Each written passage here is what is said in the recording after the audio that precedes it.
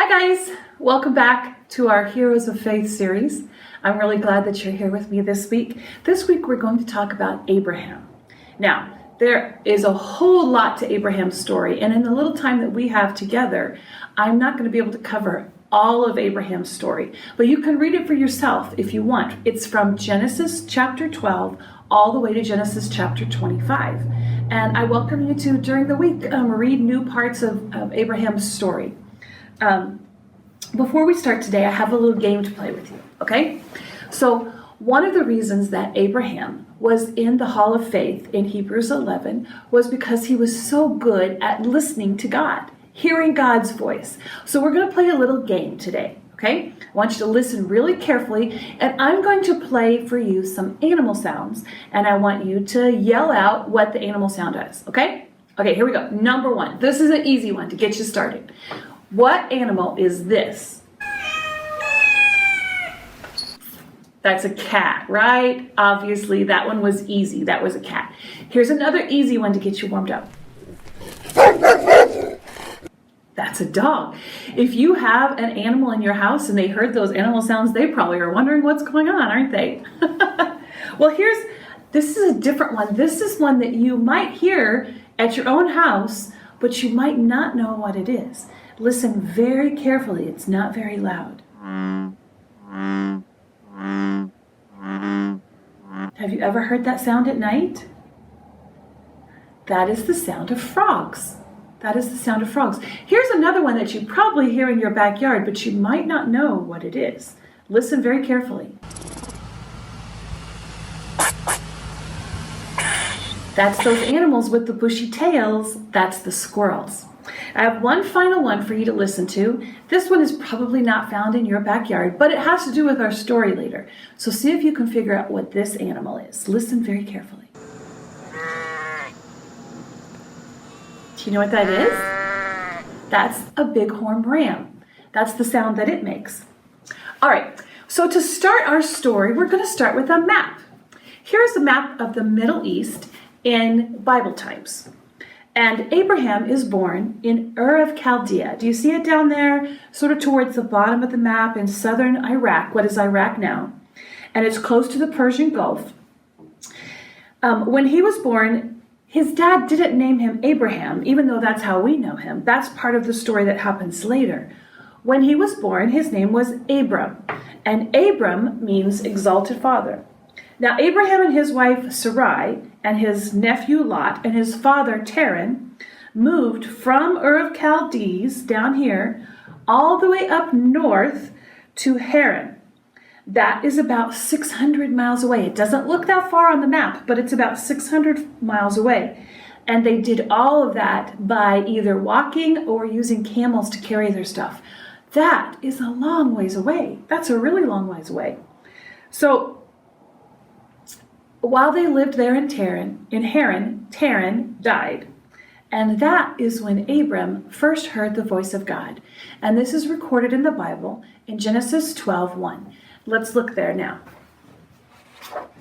The Lord said to Abram, "Go from your country, your people, and your father's household to a land that I will show you. And I will make you into a great nation. I will bless you. I will make your name great, and you will be a blessing. I will bless those who bless you and curse whoever curses you, and all the peoples of the world would be blessed through you." So Abraham went as the Lord told him, and Lot went with him. Now Abraham was 75 years old when he set out from Haran. He took his wife Sarai, his nephew Lot, and all the possessions they had accumulated. They set out for the land of Canaan, and they arrived there. Now let's look at the map again. So Haran is up in the country of Turkey, which is called Turkey now. And he was going to travel down to the land that God promised him, the promised land, which is Israel, which is about 700 miles away. Now, remember, they didn't have Google Maps, and they didn't know when they started out, they didn't know how far away the promised land was. There were mountains on the way. There was desert-like areas on the way. There were not very many people that were living in the land that could help them at this time. And if they did run into the people, most likely those people were not friendly. So we're going to go back to the Bible now. We're going to skip ahead to Genesis 15:1, and this is after they have already arrived in the Promised Land. We're skipping some things that happened with Abraham and Lot, but you can read those on your own if you like. The word of the Lord came to Abram in a vision. Do not be afraid, Abram. I am your shield and your great reward. But Abram said, Sovereign Lord, what can you give me since I remain childless? You have given me no children, so a servant in my household will be my heir. Then the word of the Lord came to him. Look up at the sky and count the stars, if indeed you can count them. So shall your offspring be. Abram believed the Lord, and he credited it to him as righteousness. Have you ever gone out on a summer's night and just watched the stars? There are so many of them, and if you get away from the city lights, you can see even more of them. Can you imagine having that many children? There's millions of stars out there, stars we can't even see. Well, now let's think about what God promised Abram. Abram was already 75 years old when he left Haran to come into the Promised Land. And some time has passed since that because we skipped over chapter 13 and 14. And so he's older. He's quite a bit older. Usually old men do not have children. They have children when they're younger. So you can understand why Abram is saying, how am I going to have this many children when I'm already very, very old? And his wife was very, very old as well. But God said that his children would be as many as the stars. And the important thing is that Abraham believed God when he said this to him. And that is why he is in the hall of faith in Hebrews 11. He believed it no matter how impossible it seemed. Okay, we're going to skip ahead a little bit again to Genesis 17:1. When Abram was 99 years old, the Lord appeared to him and said, I am God Almighty. Walk before me faithfully and be blameless. Then I will make my covenant between me and you and will greatly increase your numbers. This is my covenant with you. You will be the father of many nations. No longer will you be called Abram. Your name will be Abraham. For I have made you a father of many nations. I will make you very fruitful. I will make nations of you, and kings will come from you. I will establish my covenant as an everlasting covenant between me and you and your descendants after you, for generations to come, to be your God and the God of your descendants after you. The whole land of Canaan, where you now reside as a foreigner, I will give to you as an everlasting possession to you and your descendants after you. I will be their God. Now, there is a lot in that passage that I want to talk about. Okay? First of all, let's talk about the covenant that God made with Abraham. Do you remember we talked about covenants last week when we talked about Noah? And God made two covenants with Noah. A covenant is a sacred promise from God that cannot be broken. The first covenant that God made with Noah was that he would save his family from the flood that was coming. And he did that. He saved Noah and his family and the animals on the ark. The second covenant that God made with Noah was in the form of a rainbow. And he said, whenever I see this rainbow, you and I will both remember that I will never destroy the earth with a flood again. That was the second sacred promise that God made to Noah. Now, God is making a covenant or sacred promise to Abraham. And that covenant is that he is promising to give Abraham children, even though he is very old. He's going to give him enough descendants to be as the stars of the sky.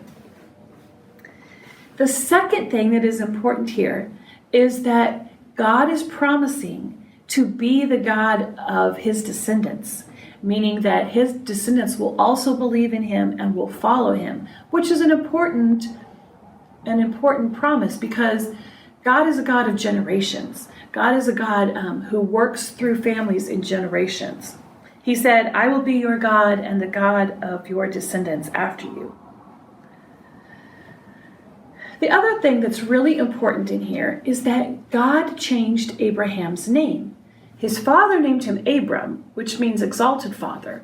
But God changed his name to Abraham. And the reason why he changed it is because Abraham means father of many nations. Whenever God changes someone's name, it means something really important is going to be done in their life for God. There's only a few people that have had their name changed in the Bible.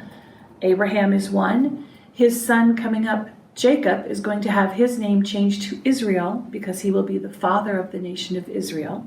And Paul, the Apostle Paul, had his name changed from Saul to Paul. Let's keep reading in Genesis 17:15 because there's going to be some more names coming up that are going to get changed, so pay attention. God also said, "As for Sarai, your wife, you are no longer to call her Sarai. Her name will be Sarah. I will bless her and surely give you a son by her. I will bless her so that she will be the mother of nations. Kings of peoples will come from her." Well, Abraham fell face down, and he laughed. And he said, "Will a son be born to a man 100 years old? Will Sarah bear a child at age of 90? And God said, "Your wife Sarah will bear you a son, and you will call him Isaac. I will establish my covenant with him as an everlasting covenant for his descendants after him. Sarah will give birth by this time next year." And when he had finished speaking with Abraham, God went up from him. So God changed his wife's name too, from Sarai to Sarah.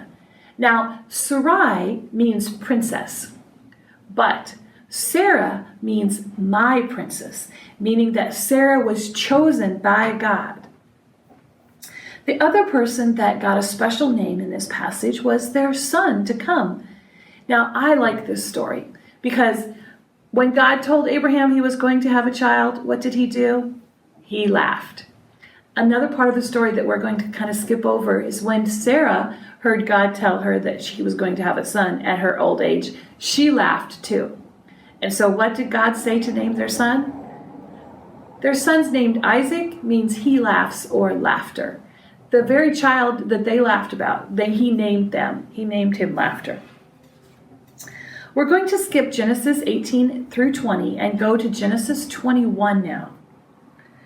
Now the Lord was gracious to Sarah as he had said, and the Lord did for Sarah what he had promised. She became pregnant and bore a son to Abraham in his old age, at the very time God had promised him. God gave the name Isaac to the son Sarah had borne.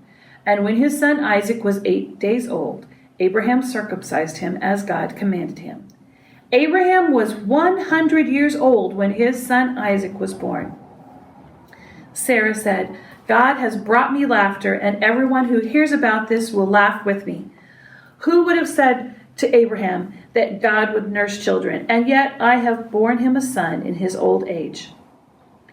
You know, Abraham and Sarah must have been so happy to have little baby Isaac. They waited so long to have that baby. I know they loved Isaac so much. But the story isn't over yet. We're going to keep reading the story of Isaac and Sarah and Abraham. We're going to look at Genesis 22, verse 1. Sometime later, God tested Abraham.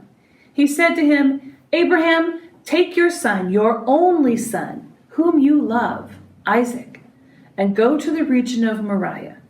Sacrifice him there as a burnt offering on a mountain I will show you." Yeah, you heard me right. God asked Abraham to sacrifice Isaac. Now, I'm sure this seemed like a crazy request to Abraham.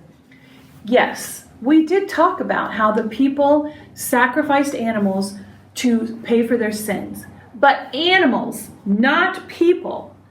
Noah, after he came out of the ark, he made a sacrifice to worship and honor and thank God. But never, ever people. This was a crazy request that God was making of Abraham. And we don't know how old he was, but we know that Isaac was still just a young boy. And he was the fulfillment of God's promise to Abraham and Sarah. Why would God ask such a thing? What is Abraham going to do? Do you think that he's going to disobey God? What would you do if you were in this situation? Let's keep reading and find out. Early the next morning, Abraham got up and he loaded his donkey. He took 2 of his servants and his son Isaac. And when he had cut enough wood for the burnt offering, he set out for the place God had told him about. Now on the 3rd day, Abraham looked up and saw the place in a distance. And he said to his servants, "Stay here with the donkey while I and the boy go over there. We will worship, and then we will come back to you." Abraham took the wood for the burnt offering and placed it on his son Isaac, and he himself carried the fire and the knife, and the 2 walked on together. Did you notice how Abraham said, "We will return to you"? Not "I will return to you," but "we." So Abraham had faith that God was going to take care of this. Abraham was going to obey what God said, but he also trusted the promise, the covenant that God had made with him, that God would make his descendants as many as the stars in the sky through Isaac. I'm not sure what Abraham was thinking at this point. Can you imagine what Isaac must have been thinking at this point? Let's keep reading and find out. Isaac spoke up and said to his father Abraham, "Father?" "Yes, my son," Abraham replied. "The fire and the wood are here," Isaac said, "but where is the lamb for the burnt offering?" And Abraham answered, "God himself will provide a lamb for the burnt offering, my son." And the 2 of them went on together. Now, here's why this story is important. Have you ever heard of the term foreshadowing?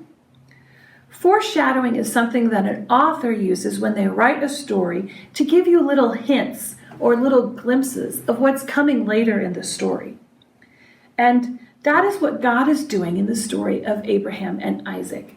He is giving you a little glimpse, a little hint, a little foreshadow of what's coming way down thousands of years later. You see, just the way Isaac was Abraham's only beloved son, God also had an only beloved son, and that was Jesus. The way that Abraham sacrificed animals to get his sins forgiven, God was going to sacrifice his only son, the way to forgive sins for everyone. Now, Abraham didn't know anything about Jesus. Abraham didn't know anything about the future, but he did trust that God was not going to let him down in the present. Let's keep reading and find out what happens. When they reached the place that God had told him about, Abraham built an altar there and arranged the wood on it. He bound his son Isaac and laid him on the altar on top of the wood. And then he reached out his hand and took the knife to slay his son. But the angel of the Lord called out to him from heaven, "Abraham, Abraham, do not lay a hand on that boy," he said. "Do not do anything to him. Now I know that you fear God, because you have not withheld from me your son, your only son." God looked up, and there in the thicket he saw a ram caught by his horn. He went over and took the ram and sacrificed it as burnt offering instead of his son. So Abraham called that place, "The Lord will provide." The Lord will provide.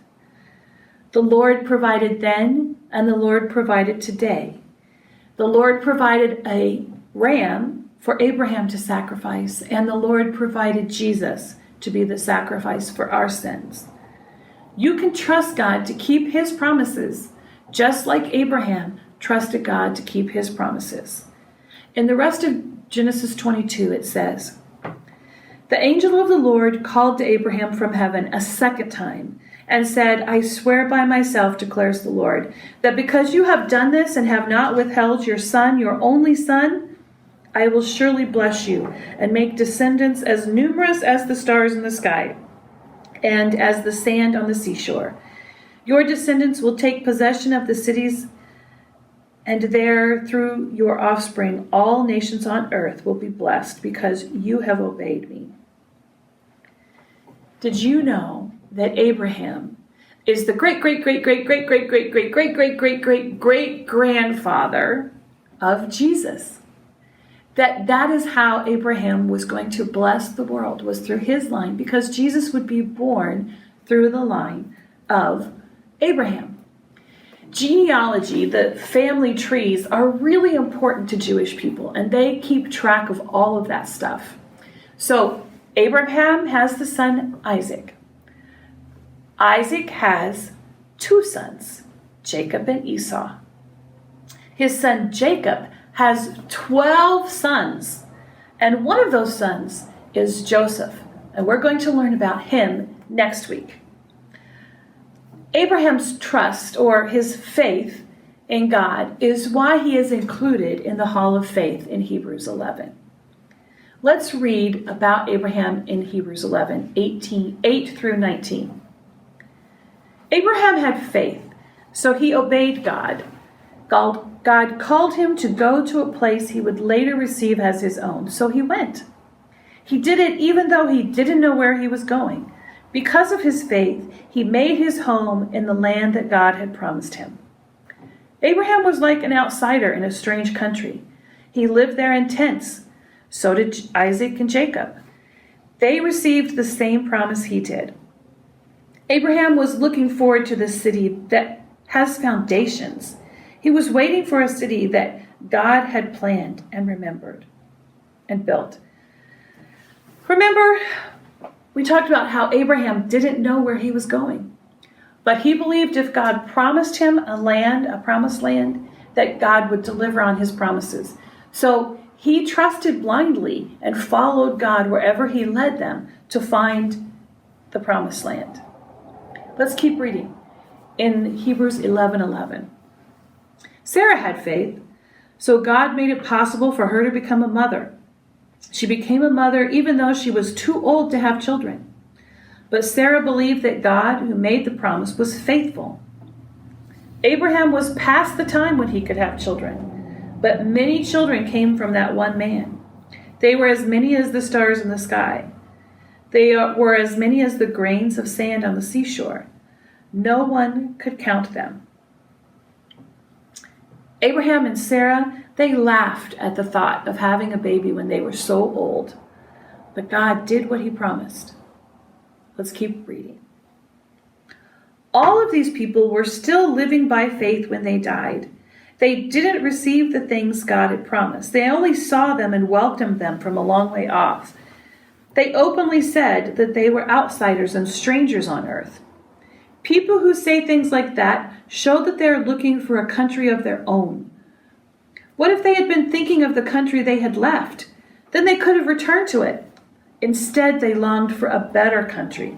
They wanted a heavenly one. So God is pleased when they call him their God. In fact, he has prepared a city for them. Have you ever gone camping in a tent? It's kind of fun for a night or two, right? But how would you like to live in a tent for your entire life? That's what Abraham did. Abraham moved around the promised land and in different places, and he never had a home built like with sticks, like with what we live in. He was always living in a tent. Abraham could have gone back to the place that he knew, but he wanted what God wanted for him. And in fact, he wanted a life after life. He wanted an eternal life with God, where Jesus has promised us that he has gone to prepare a place for us, a place better than any of the places here on earth. And that's what Abraham was looking forward to. Let's keep reading in Hebrews 11. Abraham had faith, so when God tested him, Abraham offered Isaac as a sacrifice. Abraham had held tightly to the promises, but he was about to offer his one and only son. God said to him, "Your family line will continue through Isaac." And even so, Abraham was going to offer him up. Abraham did this because he believed that God could even raise the dead. And in a way, he did receive Isaac back from death. I'm sure that the time that God asked Abraham to sacrifice Isaac was the hardest struggle of Abraham's own life. But he believed that he would bring Isaac back to life. And that is what God did with Jesus.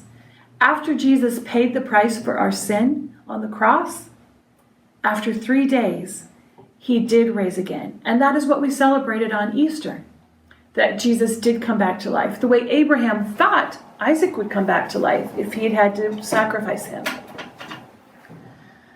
You know, I'm sure that was super hard. It was a hard decision. It was a hard time. There were a lot of hard choices in Abraham's life. But it was through those struggles that Abraham's faith in God grew, because he found God faithful in all of his trials. The different things that Abraham went through, every time God promised something, he fulfilled his promise. He kept his covenant. And so Abraham's faith grew and grew and grew. And that's what happens when, you know, how you like to exercise, you know, and when you're exercising your muscles, sometimes your muscles get really tired. Sometimes your muscles get really, really sore. But that's how they grow. Well, your faith is kind of the same way. When you go through hard things and you use your faith, it may be hard, but it helps your faith grow. And that's what our memory verse this week is about. Our memory verse is James 1:2-4. It's the longest memory verse that we have, but it has some real meaning, especially for the times that we're living in right now. Let's look at that memory verse. You will face all kinds of trouble. When you do, think of it as pure joy. Your faith will be tested. You know that when this happens, it will produce in you the strength to continue. And you must allow this strength to finish its work, and then you will be as you should be. You will have everything you need. I know that this is one of our longer verses, but I hope that you will put this somewhere in your house where you will see it. And when you do go through trouble, when you do have to have faith in God, I hope you will remember that this trial or this trouble that you're going through is increasing your faith, because God will be faithful to you. God will provide for you. God will protect you. God will save you. So our craft this week is a little picture frame, and you should have a bunch of stars in your thing. They may not look exactly like this, but this is to remind you that God promised Abraham that his descendants would be as many as the stars in the sky. And also there's a verse in Psalms 36:5 that reminds you that God's love for you is as high as the heavens. Just the way he loved Abraham, he loves you. And he has things that he wants to do in your life too. So you can either use the frame to frame the verse to remind you of how much God loves you, or if you want, you can put a picture of yourself in the frame. Because do you know what? If you are a believer in Jesus, then you are part of the covenant that was fulfilled through Abraham. When God told Abraham that he would bless all nations through him, he did that when Jesus died on the cross. And so in a way, you're a child of Abraham too. I hope that you have a wonderful week, and I look forward to seeing you again soon. Bye, guys.